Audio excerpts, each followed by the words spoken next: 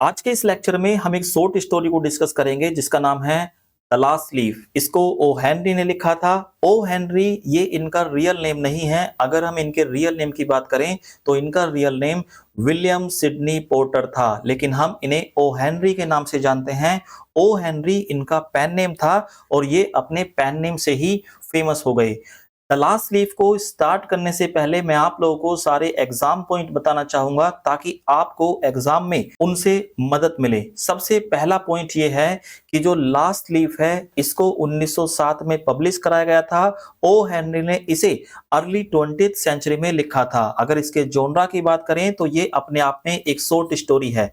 इस short story के अंदर आप लोगों को एक पेड़ दिखाई देगा, एक ट्री दिखाई देगा जिसको हम आईवी क्रीपर कहते हैं, और इसके अंदर आपको एक लास्ट पत्ती जो लास्ट लीफ है वो दिखाई देने के लिए मिलती है। अगर हम सेटिंग की बात करें तो न्यूयॉर्क सिटी के ग्रीनविच विलेज में इसको सेट किया गया है और ओ हेनरी के एक collection trumped lamp and other stories के अंदर इसको पब्लिश कराया गया था।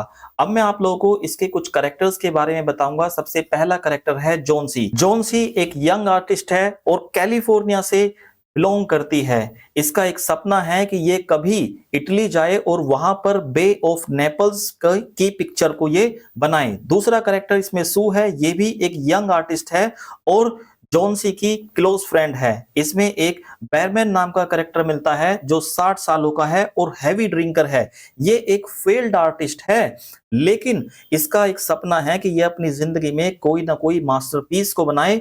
इसका सपना अभी तक पूरा नहीं हो पाया है। एक छोटा सा या माइनर कैरेक्टर इसमें देखने के लिए मिलेगा, द डॉक्टर।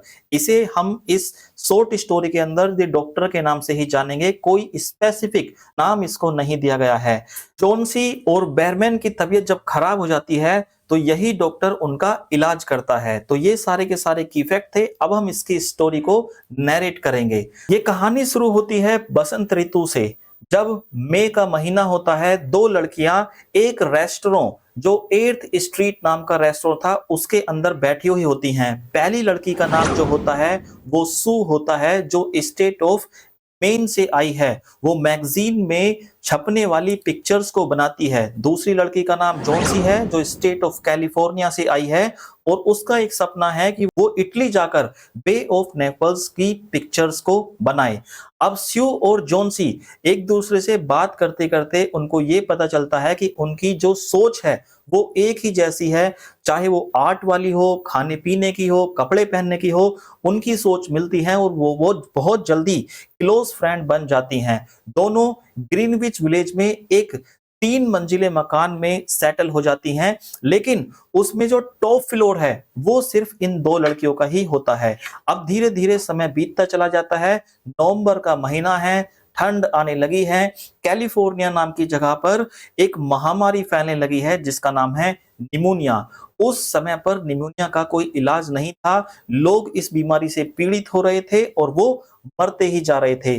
धीरे धीरे ये बीमारी और ज्यादा फैलती चली गई और ग्रीनविच विलेज में भी ये बीमारी पहुंच गई और इस बीमारी की चपेट में जो सू की फ्रेंड है जॉन सी वो भी आ गई। इतनी बीमार हो गई कि वो बिस्तर पर बिना हिले बिना डुले एक समय पर पड़ी ही रहती थी। अब सू को उसकी बहुत चिंता होने लगी, इसलिए सू ने एक डॉक्टर को बुलाया। डॉक्टर डेली उसको देखने के लिए आते थे, लेकिन जॉन सी की हालत में कोई भी सुधार, कोई भी बदलाव नहीं दिखाई दे रहा था। एक दिन जब दवाइयों ने लगभग काम करना बंद कर दिया था तो स्यू को डॉक्टर साइड में लेकर गए और उससे पूछा कि क्या जॉन सी को इस बीमारी के अलावा कोई डिप्रेशन है या फिर इनके परिवार की कोई प्रॉब्लम हो, इसका कोई बॉयफ्रेंड हो। ऐसा कुछ डॉक्टर ने सू से पूछा, लेकिन सू ने जवाब दिया कि नहीं, ऐसी कोई प्रॉब्लम जॉन सी को नहीं है। लेकिन डॉक्टर से सू ने यह पूछा कि आप ऐसा क्यों पूछ रहे हो, तो डॉक्टर ने जवाब दिया कि जॉन सी ने अपने आप से इस बात को डिसाइड कर लिया है कि वो अब ठीक नहीं होगी, जल्दी ही उसकी मृत्यु हो जाएगी। और जब एक इंसान ऐसा सोच लेता है तो उसके ऊपर दवाइयां भी काम करना बंद कर देती है। अब जब स्यू को यह पता चल गया है कि उसकी फ्रेंड जॉनसी ने ये खुद से डिसाइड कर लिया है कि उसकी जान चली जाएगी, तो स्यू ने अपनी पूरी कोशिश, पूरी ताकत लगा दी कि कैसे न कैसे वो लाइफ की तरफ को जॉनसी का इंटरेस्ट जगा सके। वो अपनी फ्रेंड जोन्सी से कपड़ों के बारे में बात करती थी, फैशन के बारे में बात करती थी, लेकिन जोन्सी इस बात का कोई जवाब नहीं देती थी। अब सू ने क्या प्लान किया कि वो अपने ड्राइंग बोर्ड को लेकर अब जोन्सी के कमरे में ही रहेगी और वहीं पर अपनी पेंटिंग को बनाएगी। अब जब ये पेंटिंग बनाती है सू, तो पेंटिंग बनाते समय वो गाना गाती है, सीटी बजाती है, ताकि वो जोन्सी का दिमाग या टेंशन अपनी तरफ को ला सके। अब जब स्यू अपनी पेंटिंग को बना रही थी तो उसने जोन्सी को कुछ फुसफुसाते हुए सुना। जब वो बिस्तर पर पड़ी थी तो वो बाहर की तरफ खिड़की से देख रही थी और वो उल्टी गिनतियां गा रही थी। पहले उसने 12 कहा, फिर 11, फिर 10, 9, 8, 7। अब स्यू ने ये नोटिस किया और दौड़कर वो खिड़की के बाहर देखने लगी कि किस चीज को ये जोन्सी काउंट कर रही है। बाहर एक आईवी क्रीपर का पेड़ था जिसकी पत्तियां धीरे धीरे करके गिरती जा रही थी। अब सू ने जोन्सी से पूछा, तुम ये क्या कर रही हो? तो जोन्सी इस पर जवाब देती है कि 3 दिन पहले इस पेड़ के ऊपर 100 से भी ज्यादा पत्तियां थी, लेकिन अब धीरे धीरे करके इस पे सिर्फ 5 पत्तियां बची हैं। जब इस पेड़ की लास्ट लीफ बचेगी उसी के साथ मेरी भी मौत हो जाएगी। इस बात को सुनकर शिव को गुस्सा आया और उसने कहा कि ये पतझड़ का मौसम है, पत्तियां नहीं गिरेंगी तो क्या गिरेगा, और तुम्हारे तबीयत से इन पत्तियों के गिरने का क्या लेना देना।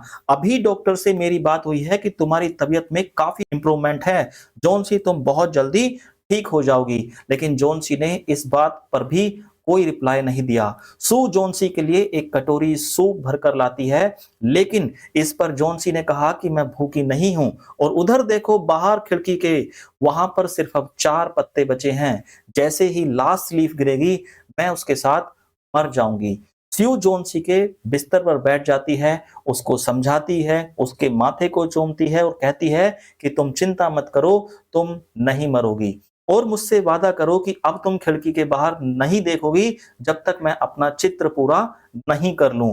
तो जो सू है वो उसी कमरे में बैठ के अपना चित्र जो है वो बना रही है, अपनी पेंटिंग को बना रही है, ताकि वो कुछ पैसे को कमा सके और जोन्सी के लिए अच्छे कपड़े और दवाइयां और खाना वो खरीद सके। अब चित्र बनाया जाता है सू के द्वारा और जोन्सी आराम से लेट जाती है और कहती है कि जल्दी से अपना चित्र को पूरा कर लो ताकि मुझे और ज्यादा इंतजार ना करना पड़े और मुझे लास्ट लीफ को गिरते हुए देखना है। सो एक बूढ़े खनिक यानी कि माइनर की चित्र को वो बनाती है, इसीलिए उसे अपने मॉडल के रूप में बेयरमैन को लेकर आना है, जो कि इसी बिल्डिंग के ग्राउंड फ्लोर पर रहते हैं। वो 60 साल के एक पेंटर है जिन्हों का सपना ये था कि वो अपनी जिंदगी में कोई ना कोई मास्टरपीस जरूर बनाएंगे, लेकिन अभी तक वो समय नहीं आया है जब उन्होंने कोई भी मास्टरपीस बनाया हो। सू बेयरमैन के पास जाती है और उसको बताती है कि जोन्सी की तबीयत दिन पे दिन खराब होती जा रही है और अब वो अपने आप से ये डिसाइड कर चुकी है कि वो नहीं बचेगी। इस पर बेयरमैन कहता है कि क्या वो बेवकूफ है, क्या वो मूर्ख है, उसे तो बस तेज बुखार है, वो तो यूं ही सही हो जाएगा, और मैं उसके कमरे में जाकर उससे बात करूंगा और उसे समझाने की कोशिश करूंगा। अब सू और बेयरमैन दोनों कमरे में जाते हैं। कमरे में जाने के बाद वो जोन्सी को पाते हैं सोया हुआ। अब सू ने धीरे से पर्दे को खींचा और कमरे के बाहर उस खिड़की से झांक कर देखा कि अभी क्रीपर के पेड़ पर लास्ट लीफ बचा हुआ था, लेकिन मौसम खराब हो रहा था, बारिश हो रही थी, तेज हवाएं चल रही थी, ऐसा लग रहा था कि ये लास्ट लीफ भी किसी भी समय गिर जाएगी। अब बेयरमैन ने कुछ एक भी शब्द नहीं बोला और वो वापस अपने कमरे में लौट गया। अगले दिन जोन्सी उठी और उसने कमजोर आवाज में अपनी फ्रेंड सू से कहा कि अब तो पर्दा खोल दो। सू ने हिचकिचाते हुए पर्दे को खोला और उसने क्रीपर के पेड़ पर देखा कि अभी जो लास्ट लीफ है वो बची हुई है और एकदम हरी और स्वस्थ है। बेशक लास्ट नाइट को तूफान आया था, तेज हवाएं आई थी, लेकिन वो लास्ट लीफ अभी पेड़ पर लगी हुई है। जोन्सी ने ये बात कहा कि लास्ट नाइट मैंने भी तेज हवाओं को सुना था, मैंने सोचा था ये पत्ती तो गिर गई होगी और इसी के साथ मैं भी मर जाऊंगी। तो सू ने उससे कहा कि तुम चिंता मत करो, तुम नहीं मरोगी, अगर तुम मर गई तो मेरा क्या होगा? जोन्सी धीरे से मुस्कुराई, उसने अपनी आंखों को बंद किया। हर बार, हर घंटे के बाद वो देखती थी कि जो लास्ट लीफ है वो कब गिरेगी और कब मेरी सांसें निकल जाएंगी। शाम को एक बार फिर से तूफान आता है, लेकिन ये लास्ट लीफ जो है पेड़ पर ऐसी ही टिकी रहती है। अब जो जोन्सी है उसको कॉन्फिडेंस मिलता है कि जब ये लास्ट लीफ अपने आप में एक ऐसी निशानी बन गई है मेरे लिए कि जो मुझे साहस दे रही है, करेज दे रही है, तो मैंने क्यों जीने की इच्छा को छोड़ दिया है? जीने की इच्छा छोड़ना तो एक पाप है।